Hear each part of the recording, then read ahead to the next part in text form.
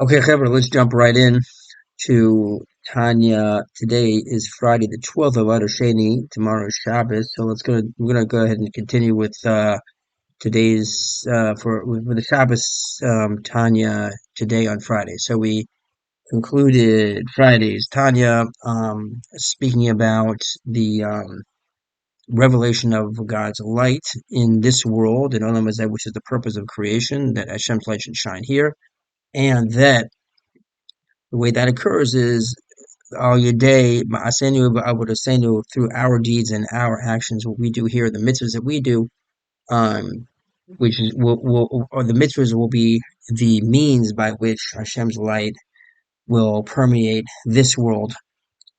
So let's continue with this thought. Tomorrow's Tanya for Shabbos, and let's do it now. Okay, va'akshav, and now shemakayim behem mitzvahs Hashem urotzonoi. Now that when one fulfills Hashem's commandments and will with these objects, with physical objects which are permissible to be used for mitzvahs, harei achayu shebehem, that the light that is in them, ola umitbatel v'nichlal b'or ein sof, the vitality within them,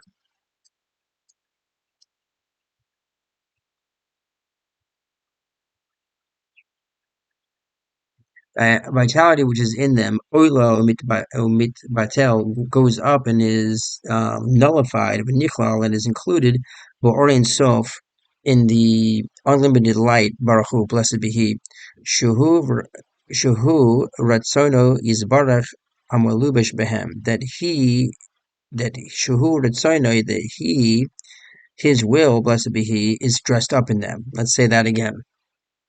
Now that one fulfills God's commandments and will with these objects, the vitality within them ascends and is dissolved and is absorbed into the blessed Ein Sof, which is His will, that is clothed in the mitzvah.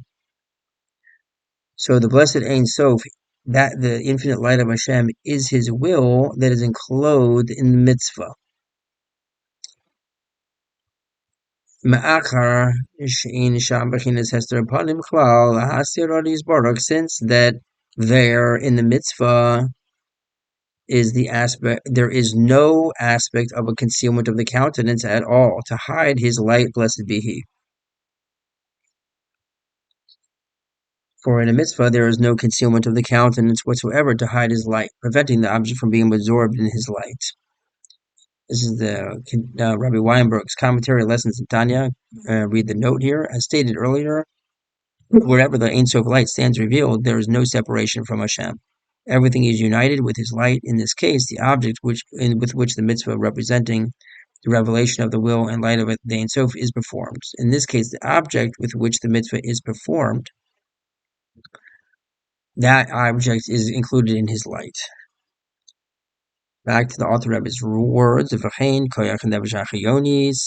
also the power of the animal and the vitalizing soul, the animal vitalizing soul, guvadam, which is in the organs of the body of the man, hamakayim mitzvah, which fulfills the mitzvah, hu mitlavesh gam kain b'asiyazu, that is also dressed up in this action. So the how the vitality of the object itself gets included, and also the vitality of the person doing the mitzvah is included. Iva'ula mehaklipa, and it goes up from the klipa. V'nichla v'kedusha is included in kedusha. Ha-mitzvah shehi ratzon yisbarach, the mitzvah which is the will of God, of the blessed, of the Holy One, blessed be He. U'baitel b'or ein sof baruch hu, and is nullified in the infinite light, blessed be He. V'gam b'mitzvahs Talmud Torah, and also the mitzvah Talmud Torah.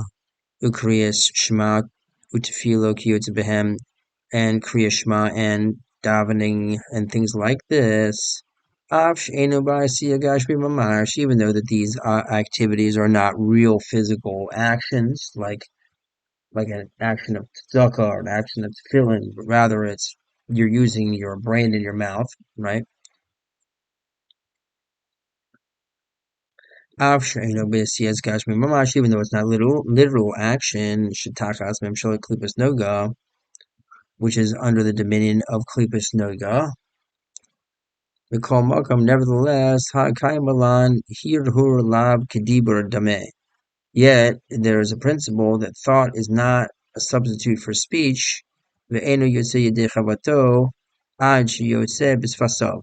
And you don't go out of your obligation until your mouth, your lips utter, and the words come out.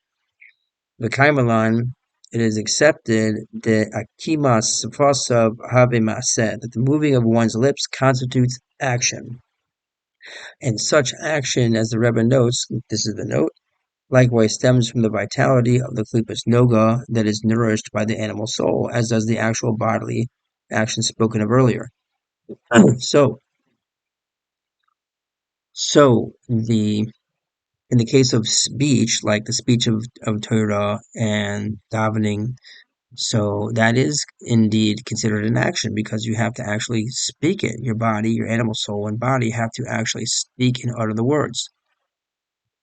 Because it's not possible for the godly soul levateh to express bisfasayim with the lips, upe and mouth, lashon and tongue, vishinayim and teeth, hagashmiim, these physical things,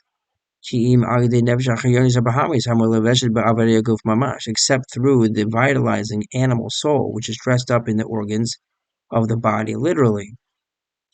So the godly soul can't involve itself with Torah and Tefillah except via the agency of the body, who's carrying it out. In every case that you speak with more power, who makanis umalavish yoter kokos nefesh achayonis bediburi melo. There is the entering and dressing up more of the powers of the vitalizing soul in this speech. So the more emphasis and power you put into your speech, the more vitality of the animal soul and body goes in, the more energy gets invested. And this is what the pasuk says: all my bones will express. Note, this means that the words of Torah and prayer must be said with all one's bones, so that as much as possible the body's energy is utilized in performing the mitzvah. This is what our sages say of blessed memory.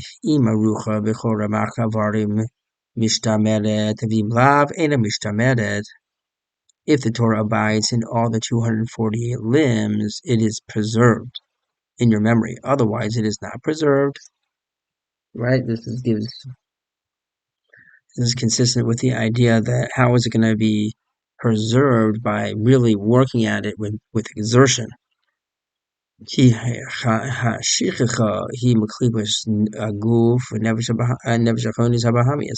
forgetfulness is in the realm of klipa, and the klipa of the body and the vitalizing animal soul. Shein klipas noga.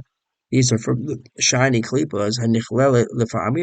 These are from the types of klipa called the shiny klipa, which are at times included in kedusha. These are a type of klipa shell which can be brought into kedusha.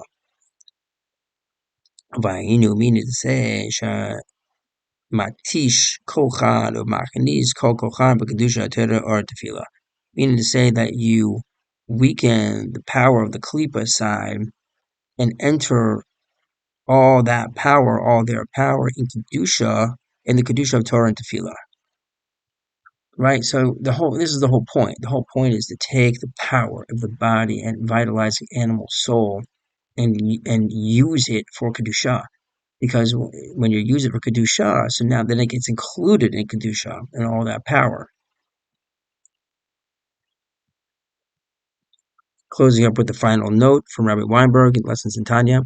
This, then, is the meaning of the aforementioned quotation. When one involves the energy of all his 248 limbs in Torah study, it is preserved in his memory, where the cleave that causes one to forget has been weakened.